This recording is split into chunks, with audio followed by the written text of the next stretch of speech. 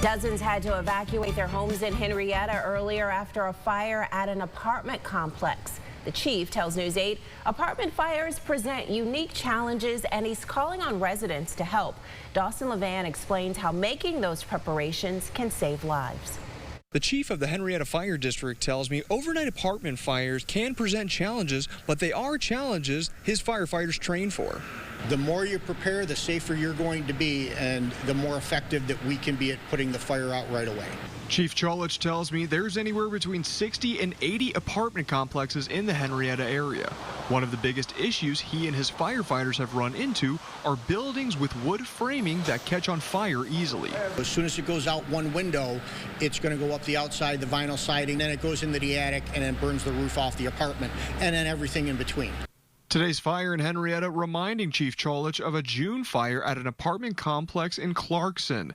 That one destroyed several homes and displaced 30 people. Cholich says when it comes to these types of fires, crews will have to navigate putting out the fire while also trying to evacuate the people inside. And in a multi-story apartment building, every second matters. The more people you pack into a smaller, more dense area, the more people that you need to quickly get in there. That's why he says his firefighters do training every single day. Adding each scenario is different and they have to be physically capable. You're going to have to throw a 35-foot ladder because we've got 4-story apartment buildings that throughout the community that you can't get a ladder truck to.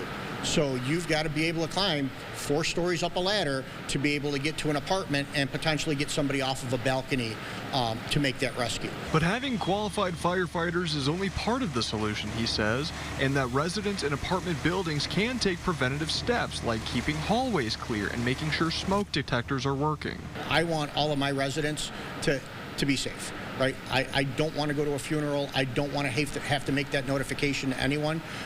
For the civilian or for one of my firefighters, make sure pathways are clear. Make sure you've got working smoke detectors. Those are the 2 big things. And Chief Cholich says with those preventative measures in place, that could mean the difference between life and death.